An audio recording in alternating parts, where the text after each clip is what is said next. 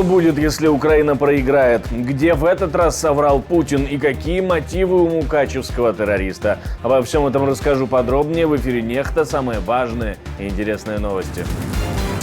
Новому премьер-министру Польши предстоит тяжелая работа – вернуть Варшаву в правовое поле и помирить с Евросоюзом. Чувствую себя хорошо. Мы верили в победу демократии. Как мы защищали верховенство закона в последние годы, так и сейчас мы должны его восстановить. Война в секторе Газа переходит в новую фазу. В чем суть разногласий США и Израиля? Что может их поссорить? Различать невинных палестинцев с одной стороны и Хамас с другой – это не только моральный вопрос. Хотя это и моральный вопрос, потому что жизнь невинных людей должна быть священной и защищенной. Планы Венесуэлы по оккупации соседней страны сорвались. Гайана и Венесуэла прямо или косвенно договорились не угрожать и не применять силу друг против друга ни при каких обстоятельствах.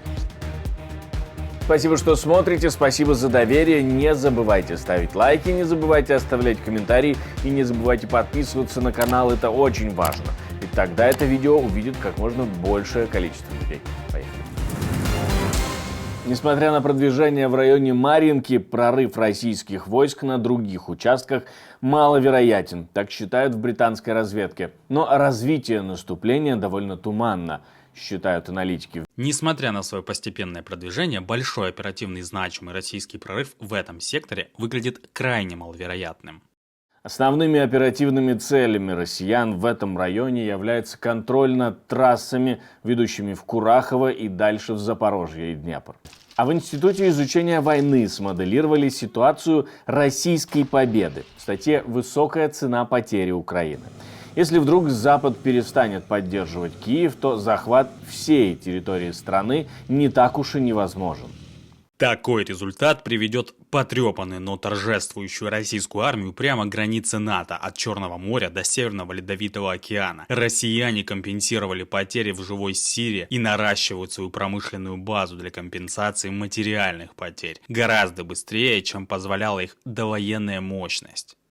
По данным американской разведки, украинские военные при западной поддержке уничтожили почти 90% от тех сил, с которыми Россия вторглась в Украину в феврале 2022 года. Теракт в здании Кирицковского сельсовета Мукачевского района. Депутат Сергей Батрин от президентской партии «Слуга народа» принес с собой на заседание сельсовета несколько гранат. 3, и решил их взорвать в тесном помещении с коллегами. Видео мы вам здесь показать не сможем, но что происходило до и после взрыва, вы можете найти в нашем телеграм-канале. По состоянию на момент записи этого видео известно, что депутат взорвал 3 гранаты. В результате 26 человек получили ранения, 6 из них тяжелые. Нацполиция квалифицировала произошедшее как теракт. Сам нападавший сейчас находится в реанимации. Телеграм-каналы пишут о том, что у Батрина был конфликт с другими депутатами. Он требовал отчетности за бюджет 2023 года перед принятием следующего бюджета. И требовал не выделять сельскому главе надбавку в 50% и ежемесячную премию в 100% от оклада.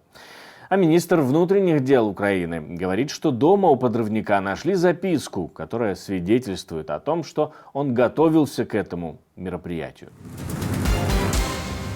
Владимир Путин во время своей прямой линии соврал, и не один раз. Но по поводу количества российских войск в Украине ему ответили из Главного управления разведки Минобороны Украины. Там считают лучше, чем Путин, который говорит, что в Украине воюют 600 тысяч российских солдат. На самом деле их 450 тысяч, заявляют в ГУР. Не та цифра, которую вчера озвучил человек, похожий на Путина. Разве что он посчитал вместе всех ликвидированных захватчиков, которые не забрали рашисты с поля боя. В таком ключе могла выйти другая цифра. В целом это пропаганда. Война в Газе переходит в новую фазу. Точечные удары по руководству Хамас будут наноситься, исходя из разведданных, заявил советник по национальной безопасности Белого дома. Израиль находится под растущим давлением мирового сообщества, которое требует сократить потери среди гражданского населения в ходе наступления. Различать невинных палестинцев с одной стороны и Хамас с другой — это не только моральный вопрос, хотя это и моральный вопрос, потому что жизнь невинных людей должна быть священной и защищенной. Это также стратегический вопрос для Израиля, и я думаю, что мои израильские коллеги не только признали это, но и дали понять, что их цель — попытаться провести различия между невинными палестинцами и Хамасом по мере нашего продвижения вперед.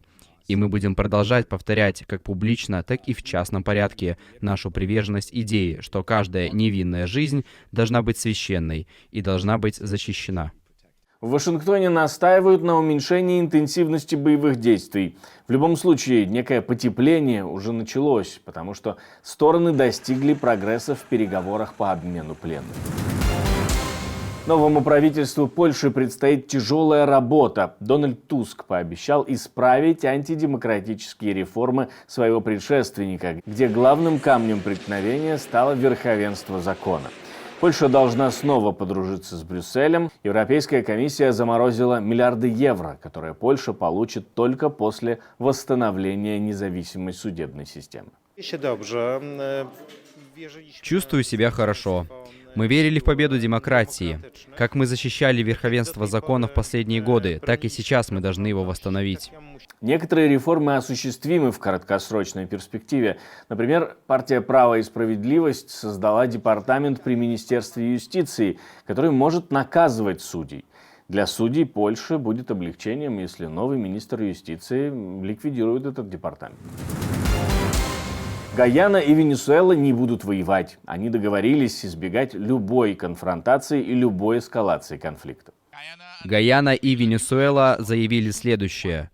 Гайана и Венесуэла прямо или косвенно договорились не угрожать и не применять силу друг против друга ни при каких обстоятельствах, включая те, которые вытекают из любых существующих разногласий между двумя государствами.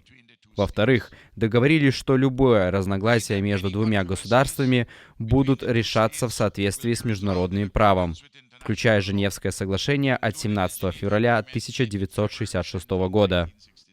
Разногласия по поводу района Эскебо продолжаются уже несколько десятилетий, но в последние годы Венесуэла возобновила свои претензии и притязания на этот район, в том числе на шельфовые участки после крупных открытий нефти и газа не так давно.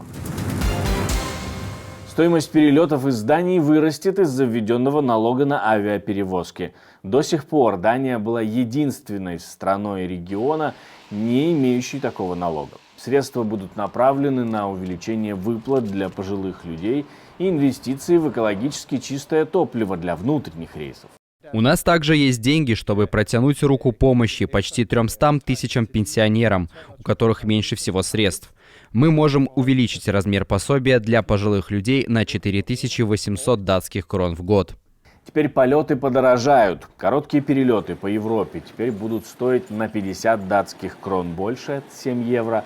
За перелеты средней протяженности в такие страны, как США и страны Ближнего Востока, придется заплатить дополнительно 310 датских крон, это 42 евро. Ну и для дальних рейсов, например, в Таиланд, налог составит 410 датских крон, это 55 евро.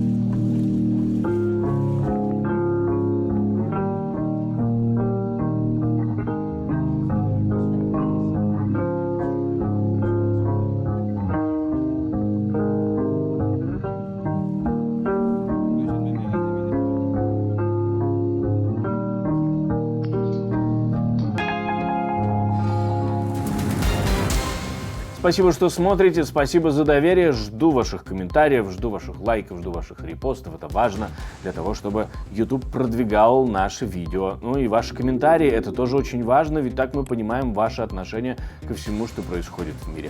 На этом все, до встречи, хороших вам новостей.